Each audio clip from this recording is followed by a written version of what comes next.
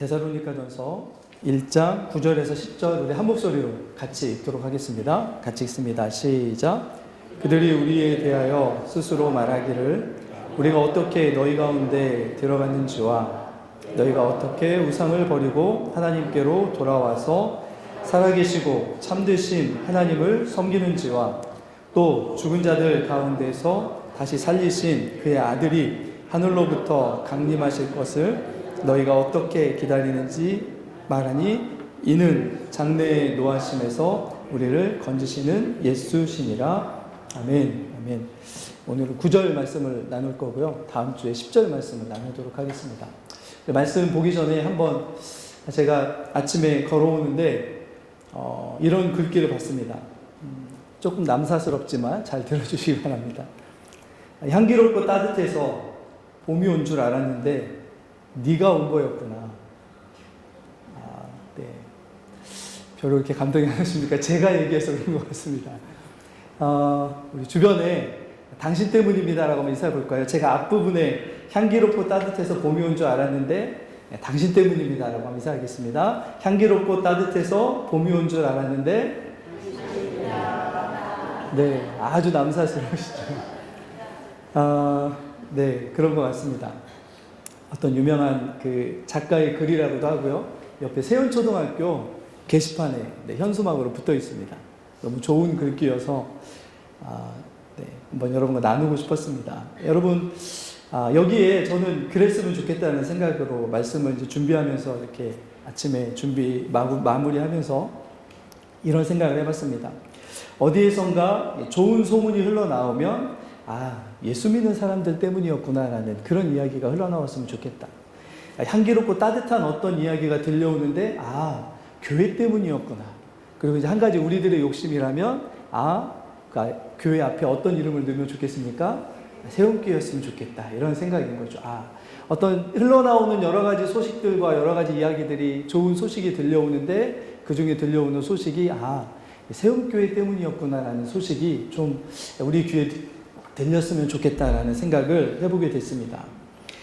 아멘을 안 하시는군요. 그런데 여러분, 봄의 향기도 지나갑니다. 봄이 흘러가면 또 봄에 맡을 수 있었던 향기도 흘러갑니다. 언젠가 어떤 이렇게 좋은 집에 간 적이 있었는데 집 내부를 향나무로 이렇게 막 지은 집이었습니다.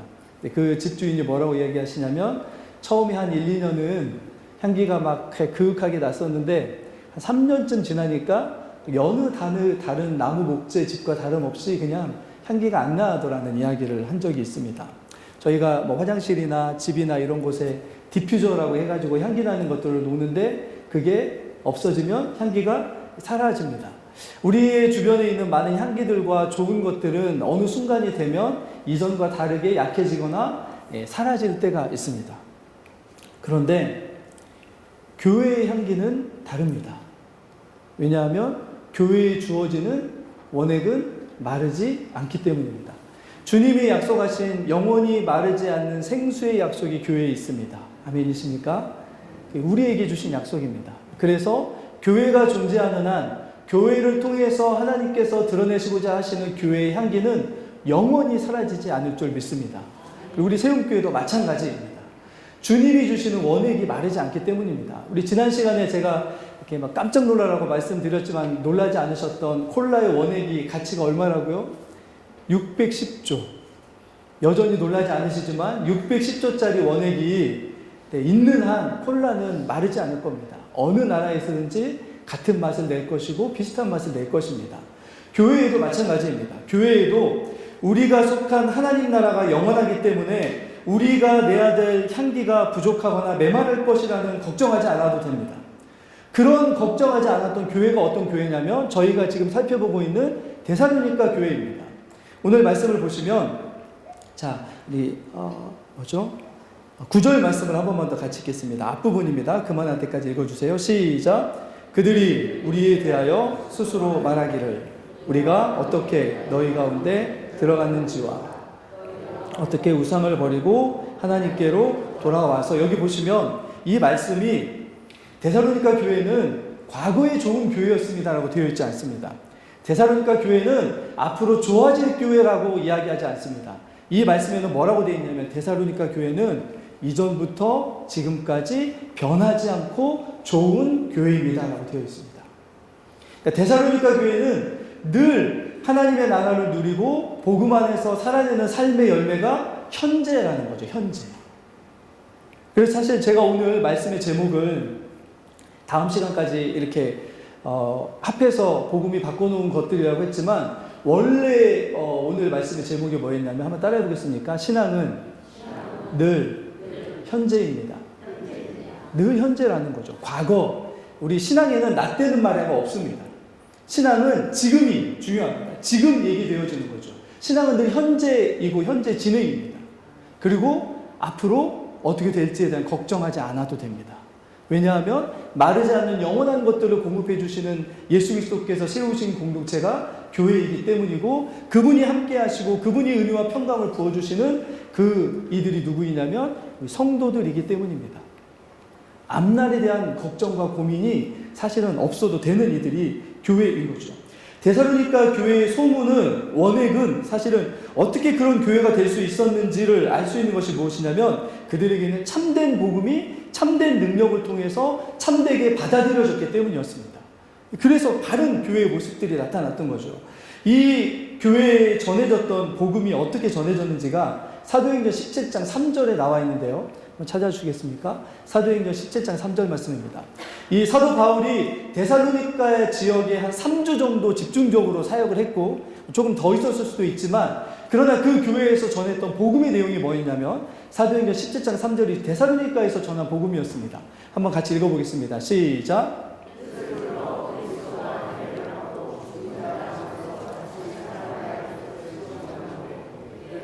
너에게 전하는 이 예수가 곧 그리스도라. 자, 복음이 뭐였습니까? 예수 그리스도입니다. 복음은 곧 뭐라고요? 예수 그리스도이십니다. 복음은 곧 예수 그리스도가 바로 복음 그 자체이십니다. 그런데 이 데살로니가라고 하는 어마어마하게 번성하고 발달되어 있던 도시에 와가지고 그곳에서 이미 잘 살고 있는 사람들에게 사도 바울이 뭐라고 이야기하냐면 여러분에게 제가 기쁜 소식을 전해주겠습니다 라고 한다면 자신들이 누리는 것보다 더 좋은 소식이 전해져야만 어떤 소식이 됩니까? 기쁜 소식이 됩니다. 자신들이 지금 누리고 있는 복된 것이라고 생각했던 것보다 훨씬 더 복된 것이 전해져야만 그게 뭐라고 받아들일 수 있습니까? 복음이라고 받아들일 수 있습니다. 자, 그런데 여기를 보시면 그리스도라고 하는 이가 예수시다라고 하는 것이 복음이라고 이야기하는데 그분은 뭐 하신 분이시라고요? 해를 받으신 분이시라고요.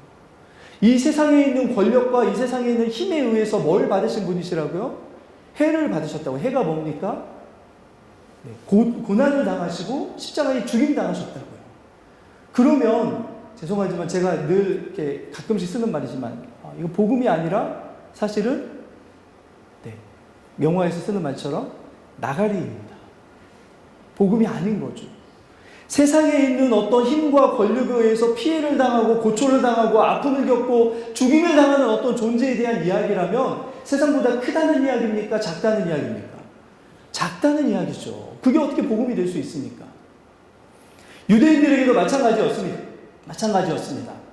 하나님이 보내신 그리스도 메시아가 왔다고 이야기하는데 그가 죽은 형틀이 뭐였습니까? 십자가인데 십자가는 뭘로 되어 있었습니까? 나무 형틀입니다. 유대인들에게 나무에 매달려서 죽은 이는 누구에 의해서 저주받은 이였냐면 하나님에 의해서 저주받은 이였습니다. 그러면 하나님이 보내신 메시아라고 이야기하는 예수이신데 하나님이 저주받아 죽이는 형틀의 나무 형틀에 죽은 자가 어떻게 그리스도가 될 수 있느냐라는 반문이 서게 되는 거죠. 복음답지 않은 복음이라고 받아들일 수 없는 그런 이야기였습니다. 그런데 오늘 이들에게 복음이 어떻게 전해졌냐면 이전에 5절에 보면 이들에게 능력과 성령과 확신으로 전해졌습니다.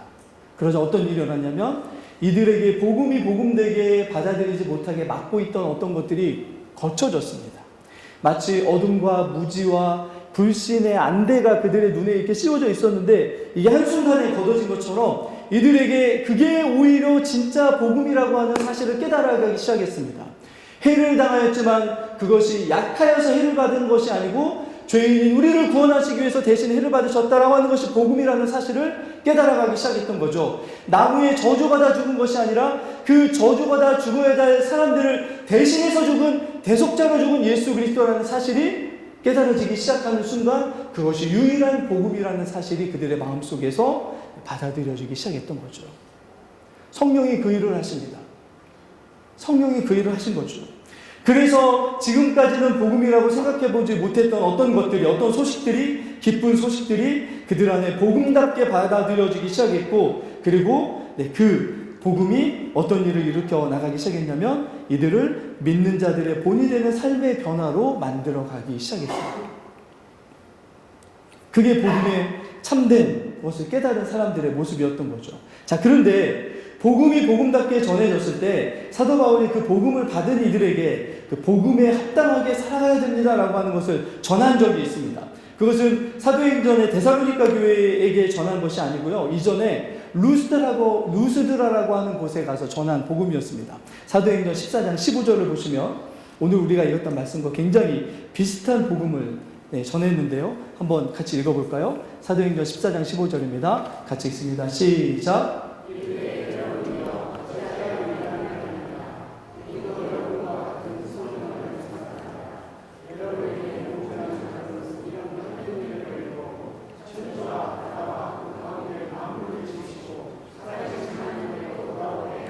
자, 사도 바울과 사도 바울 일행이 복음을 전하는 목적을 두 가지로 여기 나와 있습니다. 첫 번째 목적은 무엇이냐면 한번 따라해 볼까요? 버리라.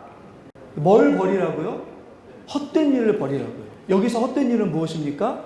오늘 우리가 9절에서 읽었던 것처럼 뭘 버리라고요? 우상을 버리라고요.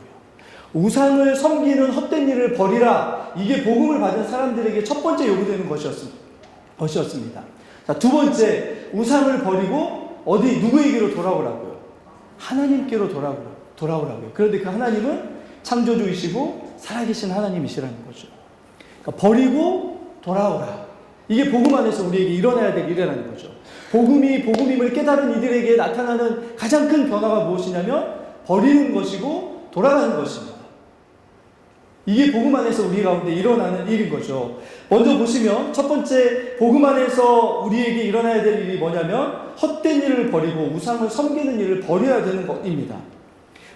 이 성경에서는 그런데 우리에게 우상이 뭐냐를 정확하게 이야기하고 있는데 하나님 외에 인간들이 섬기는 모든 것이 다 우상이라고 이야기합니다.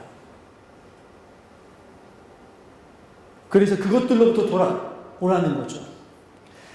여러분, 우리가 우리 삶을 이야기할 때 이렇게 이야기할 수 있습니다. 우상을 섬기는 삶을 이렇게 이야기할 수 있을 것 같은데, 혹시 나이가 좀 드신 분들에게 예를 든다면 혹시 어렸을 때 오징어 게임이라는 걸 해본 적이 있으십니까? 네, 그 영화가 뭐죠? 오징어 게임이 맞죠? 그 해보신 적 없으십니까? 다 도시에서만 사셨군요. 네. 동그란 원과 오징어 모양을 만들어가지고 빨리 그 안으로 돌아가는 그 게임입니다. 그걸 하려면 꼭 해야 되는 게 있습니다. 뭘 그려야 되죠? 동그란 원을 그려야 됩니다. 근데 원을 그릴 때 어떻게 그립니까?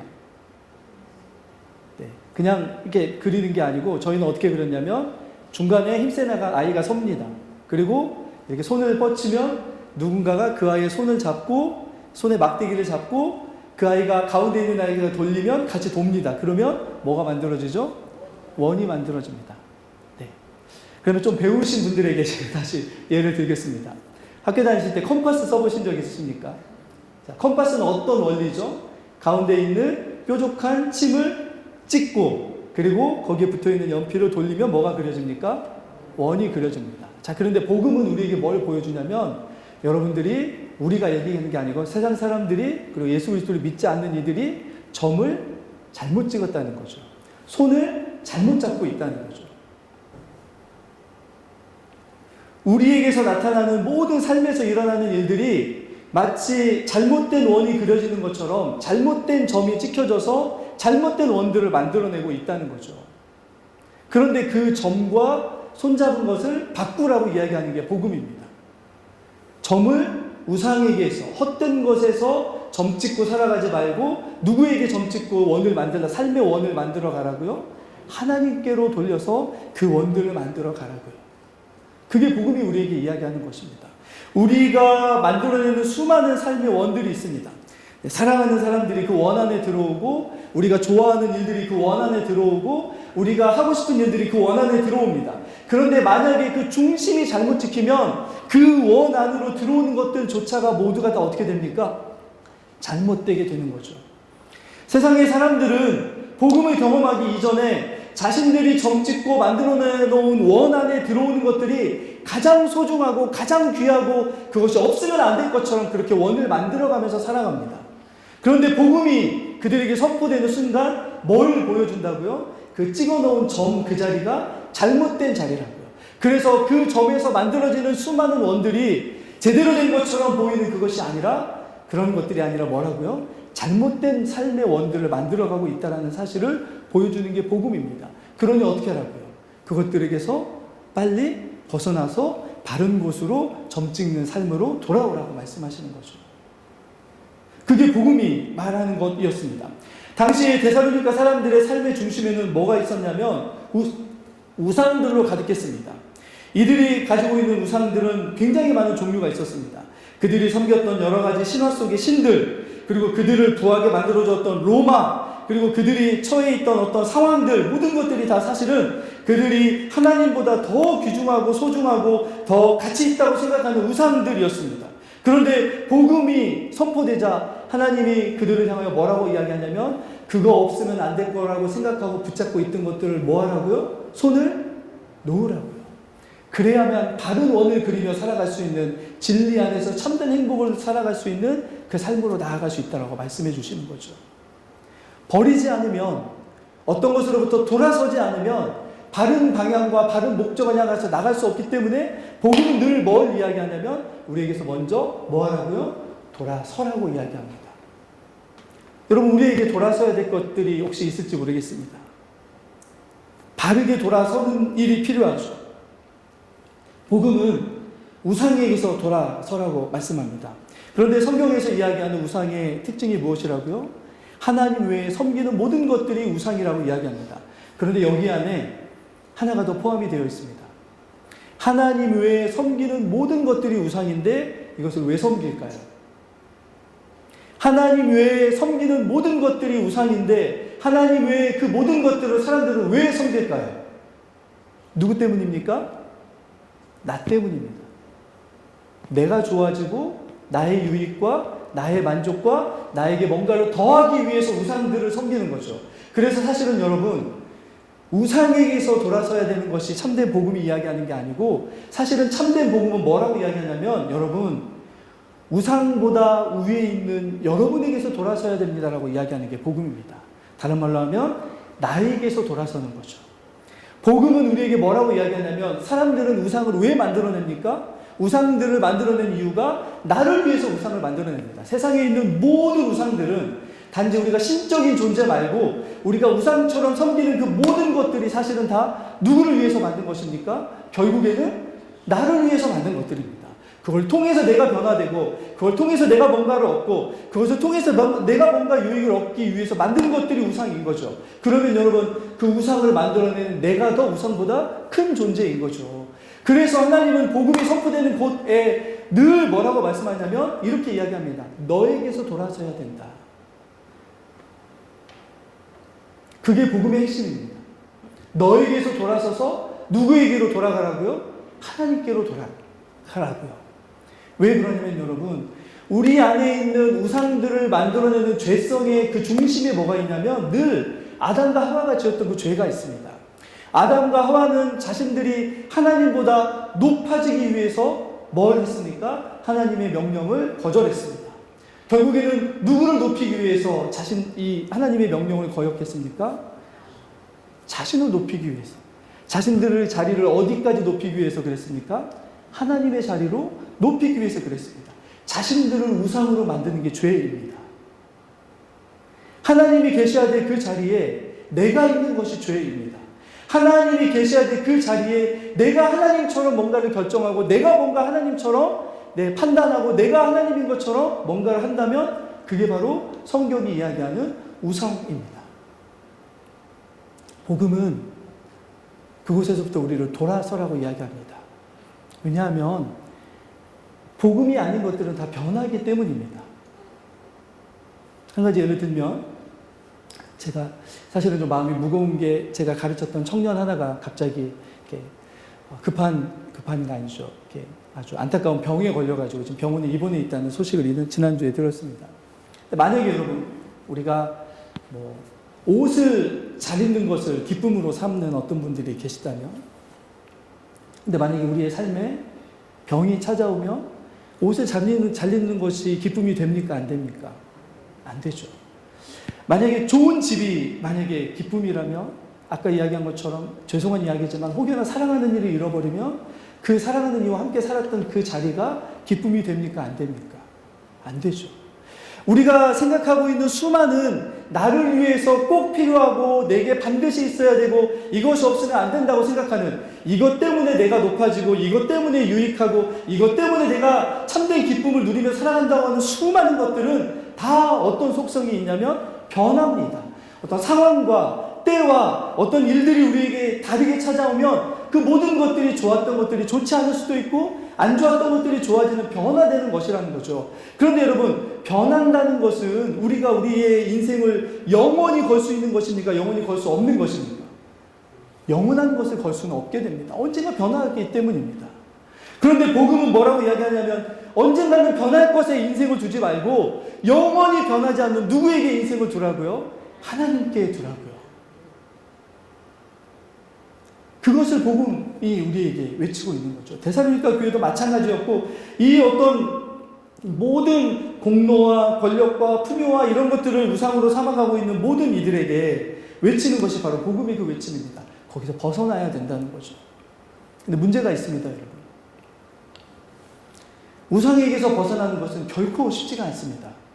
왜냐하면 우리에게 우상이 된다는 것은 그것을 내가 정말 필요하다고 생각하고 움켜진 것이기 때문에 그거 놓기가 쉬울까요? 어려울까요? 어렵습니다. 그것이 이미 내 삶에 익숙해져 있기 때문에, 그것이 없는 삶을 생각하기 어렵기 때문에 우상적인 것들 놓기가 어렵습니다. 또 하나, 이걸 포기하면 내 삶에 찾아올 것처럼 보이는 두려움들이 있기 때문에 이 우상적인 것들을 놓기가 굉장히 어렵습니다.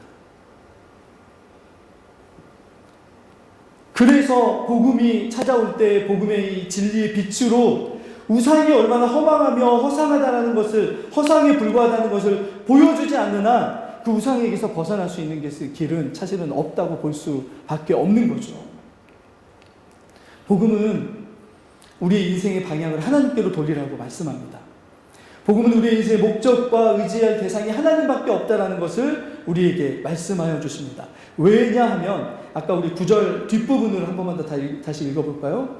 너희가 어떻게 우상을 버리고 하나님께로 돌아왔는지를 말씀해 주는데, 그 하나님은 어떤 하나님이라고 이야기합니까? 같이 한번 읽겠습니다. 시작. 살아계시고 참되신 하나님. 하나님만이 유일하게 영원히 함께 하시고 변하지 않게 함께 하시고, 그리고 그분만이 변하지 않는 진리이시고 참이시기 때문에 그분에게 우리가 의지를 두는 한, 그분을 믿음으로 붙드는 한, 그분에게 우리 인생의 방향과 목적을 두는 한, 그분이 영원하시고 그분이 참되시고 그분이 살아계시는 한 우리가 변합니까? 변하지 않습니까? 변하지 않는 거죠. 그게 복음입니다. 우리 인생의 수많은 것들은 낡아지고 변하고 무너지고 없어지고 다시 생기지만, 하나님만큼은 영원히 우리를 살아계셔서 통치하시고 다스리시는 분이시기 때문에 그분에게 우리 인생의 점을 찍어두고 중심을 그분에게 두는 한 영원히 변치 않는 하나님이 주시는 것들로 우리의 삶이 새롭게 그려지기 시작하실 것이라는 것을 보여주는 게 복음인 거죠. 그게 얼마나 중요한지, 그게 얼마나 가치 있는지를 성령께서 우리의 삶에 오셔서, 찾아오셔서 보여주십니다.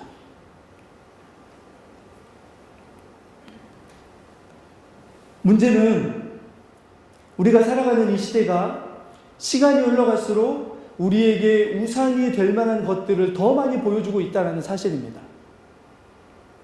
이전에 생각하지 못했던 우상으로 붙잡을 만한 좋은 것들이 이전의 시대보다 훨씬 더 빠르게 우리의 삶에 찾아오고 있습니다. 헤아릴 수 없는 많은 것들이 우상적인 것이 있는 거죠. 그런데 여러분, 그것보다 더 문제가 뭐냐면 교회 안에도 여전히 밖으로 배출하지 못한 우상적인 것들이 있을 수 있다라는 그런 가능성이라고 해야 될까요? 그런 것입니다. 제가 한번 예를 들어보겠습니다. 여러분, 이스라엘 백성이 애굽, 이집트에서 처음 나와가지고 첫 번째 예배를 드립니다. 근데 그 예배가 어떤 예배였는지 혹시 기억나십니까? 성경에 기록한 예배는 어떤 예배였냐면 황금 송아지에게 예배하는 거였습니다. 자신들 눈앞에 있는 모세가 눈앞에 보이지 않자 이들은 불안해하기 시작했습니다. 자신들에게 가나안으로 인도해 줄 거라고 생각했던 여호와 하나님이 함께 하시지 않는다고 생각하자 이들은 뭔가 눈에 보이고 뭔가 손에 잡히고 뭔가 느끼고 확신할 만한 하나님이 필요했던 거죠. 그래서 이들이 뭘로 이 송아지를 만듭니까?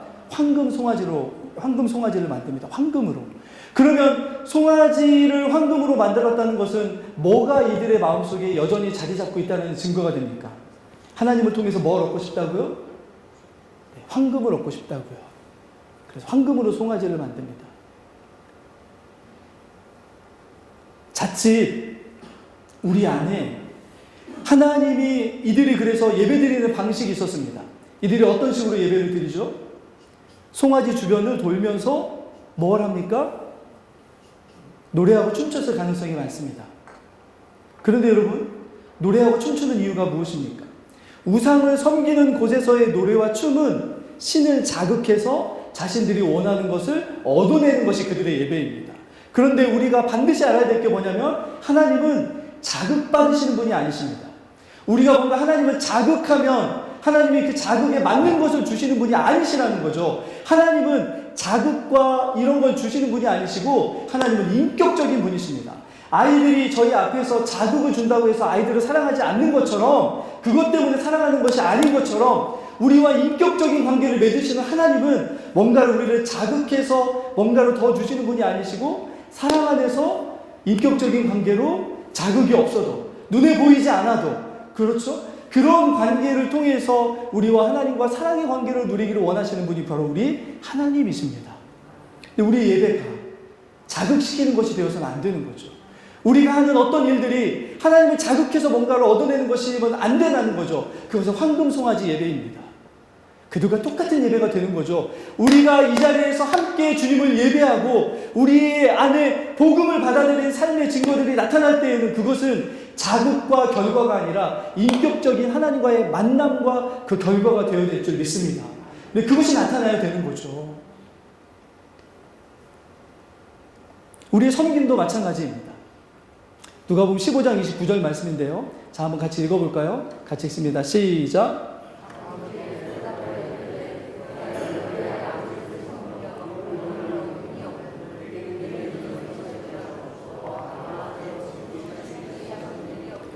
여러분, 복음이 들어오면 어떤 일이 일어나냐면 우리 스스로를 자발적으로 하나님께 충성하게 만드는 우리를 하나님의 뭘로 스스로 낮춥니까? 종으로 낮춥니다. 종처럼 낮아진다는 것도 있지만 하나님께 충성하는 삶으로 바뀌어지게 만듭니다. 자, 그런데 충성한다고 하는데 다른 교회 밖에 있는 이들의 어떤 삶을 우리가 볼 일이 아니라 우리들의 삶을 봐야 되잖아요. 그런데 여러분, 우리가 잘 알고 있는 탕자의 비유라고 하는 이 비유에서 두 아들이 나오잖아요.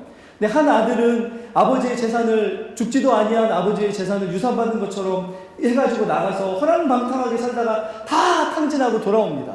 근데 그때 뭐라고 얘기합니까? 아버지 앞에 내가 아들이라고 할 수 없고 뭐라고 얘기합니까? 나를 종으로 삼아주십시오라고 얘기합니다.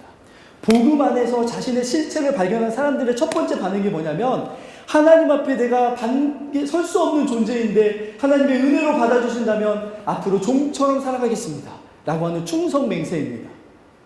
자, 그런데 오히려 훨씬 더 아버지의 집에서 많은 것들을 누리고 살아왔던 큰아들이 있습니다. 근데 큰아들이 뭐라고 얘기합니까? 돌아온 탕자 동생이 와가지고 잔치 벌이고 막 하니까 이 큰아들의 마음속에 뭐가 일어났습니까? 화딱지가 치밀어 오는 거죠. 왜냐하면 왜 그랬습니까? 자기는 배신한 적도, 아버지를 뭐 버리고 간 적도 없고 재산을 탕진한 적도 없고 그동안에 뭐만 했습니까? 아버지를 여러 해 동안 뭐 했다고요? 섬겼다고요. 섬겼다고요. 그런데 왜 화가 났습니까? 뭐가 안 왔습니까? 아버지로부터 뭐가 안 왔습니까? 칭찬도 없었던 것 같고, 대가도 없었던 것 같고, 그죠? 보상도 없었던 것 같고, 친구들하고 언제 한번 밥 한번 먹게 해주세요라고 얘기해도 뭐 용돈도 안 주신 것처럼 그렇게 서운하게 이야기합니다. 왜 그랬을까요, 여러분? 이 큰아들의 섬김은 뭐였습니까? 아까 황금송아지 주변을 돌았던 노래하고 춤췄던 이들과 똑같은 섬김이었습니다.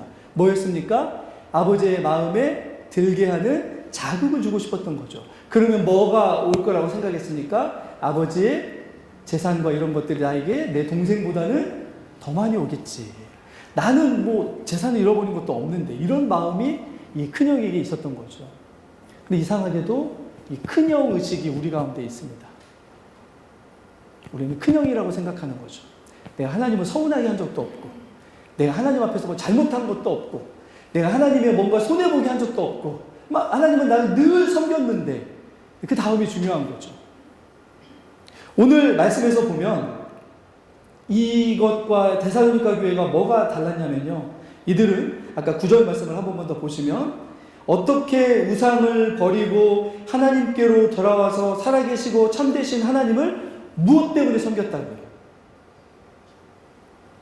보상 때문이 아니고 사랑하기 때문에 섬겼습니다. 감사하기 때문에 섬겼습니다. 섬김의 이유가 이 큰아들과 달랐던 거죠. 여러분, 혹시 어제 서울에서 광화문에서 큰 공연이 하나 있었습니다. 아십니까, 혹시? 네, BTS, 방탄소년단이라고 하는 이 뭐 이렇게 완전체가 돼가지고 공연을 했다고 합니다. 수많은 사람들이 모였습니다. 혹시 그런 공연에 가보신 적 있으십니까? 네, 혹시 여기 오빠 부대 출신들 안 계십니까? 저는 원치 않게 의도하지 않았는데 그런 적이 한 번 있었다고 예전에 말씀드린 적이 있는데요. 아이가 공연이 있어가지고 여기 소리문화의 전당에 가가지고 공연 시간에 기다리고 있는데 막 엄청나게 많은 사람들이 몰려오기 시작했습니다. 그런데 죄송한 이야기지만 저럴 분이 아니신 것 같은데 여기에다가 머리띠를 뜨는데 형광이게 돼가지고 뭐라 그러죠? 만약에 하나 예를 들면 영웅 오빠 사랑해요 뭐 이런 거 해가지고 오고 옷에 막 파란색 빨간색 뭐 하고 막 손에 장갑에도 뭐 끼고 막 이렇게 보면 나이도 지긋하시고 뭔가 좀 사회적으로 지위도 있으신 것처럼 보이는 그분인데 막 사람들에게 막 자랑하시고 하는 걸 봤습니다. 뭐가 저분들을 저렇게 만들었을까? 뭐가 그렇게 만들었을까요? 그들이 어떤 보상을 바라고 그랬을까요? 아니죠. 보상을 바라지 않지만 좋고 사랑스럽기 때문에 그들이 어떻게 합니까? 가서 자원봉사합니다. 돈 받고 하는 거 아닙니다. 근데 그렇게 섬기는 사람들을 우리가 세상에서 뭐라고 부릅니까? 아이돌이라고 부르죠. 우상이라고 부릅니다. 나의 우상인 거죠. 자신에게 우상이 되는 존재가 누가 있으면 그가 나한테 뭘 주지 않아도 사랑을 고백하면서 봉사하고 섬깁니다. 그렇죠? 하나님은요? 복음은 이런 우상의 노예로 살아가는 이들, 그런 삶을 복음의 빛으로 인도하여서 하나님을 자발적으로 기쁨 가운데 섬기는 복음의 종으로 바꿔갑니다. 보상과 뭔가를 원하는 일이 아니고 사랑하기 때문에 섬기는 그 삶이 가장 끝으로 간다면 그게 우리가 하나님을 섬기는 모습이 될 것입니다. 그분의 종이 되어 섬긴다는 것은 그래서 이렇게 이야기할 수 있습니다. 여러분 잘 아시는 말씀처럼 마태복음 6장 33절에 보면 우리는 뒷부분에 많이 강조하는 말씀이 있습니다. 먼저 그의 나라와 그의 의를 구하라. 그 다음에 뒤에 뭐가 약속되어 있습니까? 그래야면 이 모든 것을 너희에게 더하시리라. 솔직하게 뒤에 것이 더 마음에 와닿지 않으십니까? 더 중심의 무게가 거기 있는 것 같지 않으십니까?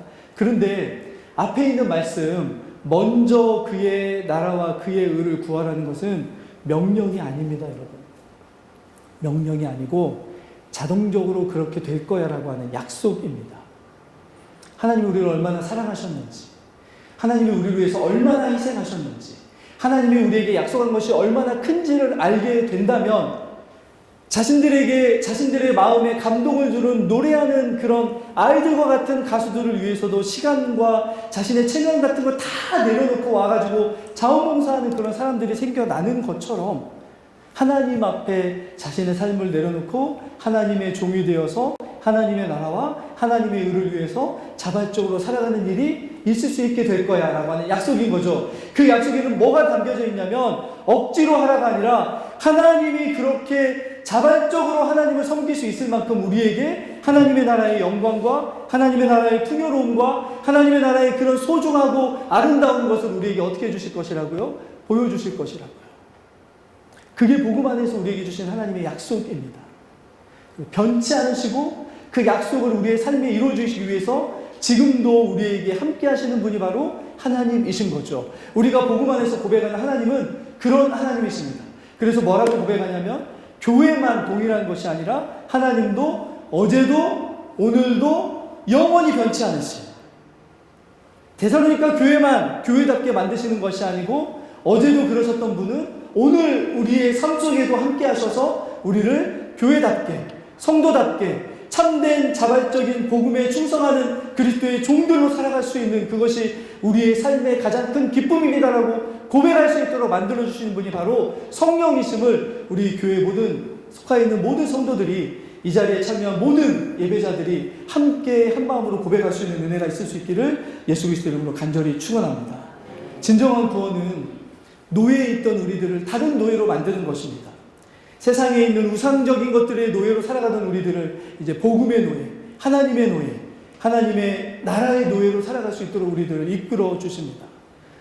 이전에 있던 것들은 나의 만족이지만 우리가 이렇게 삶을 바꿔가면 하나님이 기뻐하시는 삶으로 우리가 바뀌어져 가게 됩니다. 우리 그렇게 복음이 바꿔놓은 것들이 데살로니가 교회에 있었던 것처럼 우리 모든 성도들에게 그렇게 복음을 통해서 바뀌어져 가는 은혜가 있을 수 있기를 예수 그리스도 이름으로 간절히 축원합니다. 다시 기도하겠습니다. 살아계시고 참되신 아버지 하나님, 세상의 모든 것들은 다 시간과 상황과 장소와 때에 따라서 변하고 또 바뀌어집니다. 그러나 주님, 하나님과 복음만큼은 영원히 변하지 않는 것임을, 또 그런 분이심을 고백하면서 우리가 늘 우상과 같은 여러 가지 것들에 충성하는 그것들을 멈추게 하시고 온전히 하나님께만 우리의 마음과 온 정성을 바쳐서 우리의 삶의 방향과 목적을 수정하고 하나님께만 향하여 나아가는 삶이 되게 할 수 있도록 그렇게 하나님 분투하며 살아가는 하나님의 사람들이 되게 하여 주시옵소서. 하나님, 복음이 복음답게 우리의 삶에 나타나기를 간절히 소망합니다. 복음의 원액이 우리에게 주어졌는데 우리에게서 다른 맛과 향이 날 수가 없는 것처럼 우리의 삶에서 늘 그리스도의 향과 그리스도의 맛이 날 수 있는 그런 모든 성도들과 우리 교회 될 수 있도록 인도하여 주시옵소서. 감사를 드립니다. 우리 구주 예수 그리스도 이름으로 기도드리옵나이다. 아멘.